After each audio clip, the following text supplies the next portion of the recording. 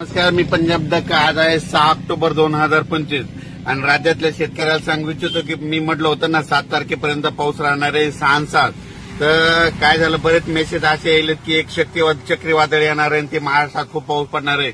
मग माझे महाराष्ट्रातल्या शेतकऱ्याला एक सांगायचं की कोणतं चक्रीवादळ आपल्याकडे येणार नाही, काही नाही, काही घाबरायची चिंता नाही, काही नाही. फक्त आजची 6 ऑक्टोबर आणि 7 ऑक्टोबरच्या दरम्यान राज्यात फक्त भाग बदलत तुरळक ठिकाणी पाऊस पडणार आहे. सर्वदूर पडणार नाही, मुसळधार कुठं पडणार नाही, अतिवृष्टी होणार नाही, म्हणून हा अंदाज लक्षात येतात. पण काय झालं, टीव्हीला बातमीमध्ये बरेच मला शेतकऱ्याचे फोन आले, एखादं चक्रीवादळ येईल का. मी म्हटलं तुम्हाला कोण म्हटलं, तर ते म्हणले बातमी चालू आहे. तर महाराष्ट्रातले सर्वप्रथम शेतकऱ्याला सांगू इच्छितो, कोणतं काही चक्रीवादळ काही आपल्याकडे येणार नाही, काही नाही. फक्त आज आणि उद्याच्या दिवसात थोडं भाग बदलत पाऊस पडणार आहे, म्हणून हा अंदाज लक्षात येतात. दररोज वेगवेगळ्या भागात ह्या 2 दिवसामध्ये पाऊस असणार आहे, म्हणून हा अंदाज लक्षात येतात. पण राज्यातल्या शेतकऱ्याला सांगू इच्छितो की तुम्ही काय करा, 15 तारखेपर्यंत जशी सोयाबीन काढायची तशी काढून घ्या, झाकून ठेवा, नसा मशीनमधून काढून घ्या. कारण की राज्यात आता 15 तारखेपर्यंत हवामान कोरडं राहणार आहे, म्हणून हा अंदाज लक्षात घ्यायचा. राज्यात सध्या तरी असं मोठ्या पावसाचं सध्या तरी वातावरण नाही. फक्त पाऊस पडणारे अर्ध्या तासाचा पडेल, 10 मिनिटाचा पडेल, 20 मिनिटाचा पडेल, कुठं रिमझिम पडेल, पण सर्वदूर असं सगळीकडे पाऊस पडणार नाही, म्हणून हा अंदाज लक्षात घ्यायचा. म्हणजे सांगायचं झालं तर पूर्व विदर्भ, पश्चिम विदर्भ, दक्षिण महाराष्ट्र, उत्तर महाराष्ट्र, कोकणपट्टी, खानदेश, मराठवाडा म्हणजे ह्या सगळ्या ह्या सगळ्या विभागामध्ये 42,000 गाव येतं. तर ह्या 42,000 गावामध्ये सगळीकडे पाऊस नाही पडणार. फक्त 10,000 गावामध्ये पाऊस पडेल, सगळीकडे काही पडणार नाही. त्याच्यामुळे काही चिंता करायची गरज नाही. जसं तुम्हाला सोयाबीनला वेळ भेटेल तुम्ही काय करा, तसं सोयाबीन काढून घ्या आणि जसं दुपारपर्यंत काढा, वाटल्यास उचला, गोळे लावून घ्या.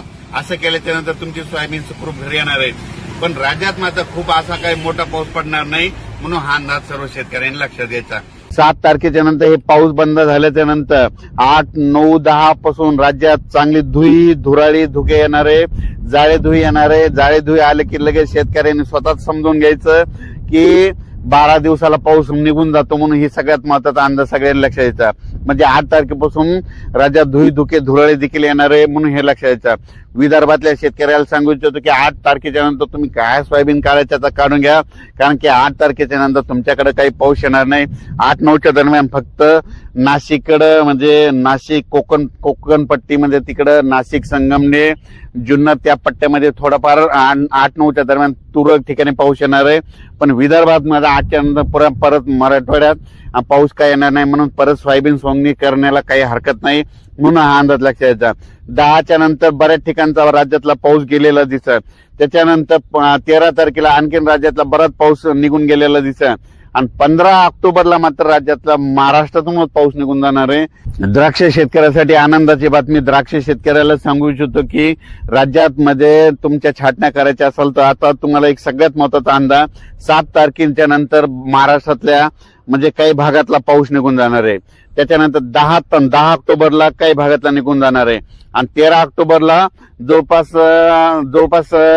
90% भागातला जाईल. पण 15 ऑक्टोबर पासून महाराष्ट्रातला पाऊस निघून जाणार आहे, म्हणून द्राक्ष शेतकऱ्यासाठी आनंदाची बातमी आहे. म्हणून हे देखील द्राक्ष शेतकऱ्यांनी नियोजन करायचं. पण 7, 8, 9, 10च्या दरम्यान राज्यात धुके चांगली धुराळी राहणार आहे. म्हणजे 15 तारखेपर्यंत दररोज वेगवेगळ्या भागात चांगली धुके राहील, म्हणून हे देखील सगळ्यांनी लक्षात घ्यायचं.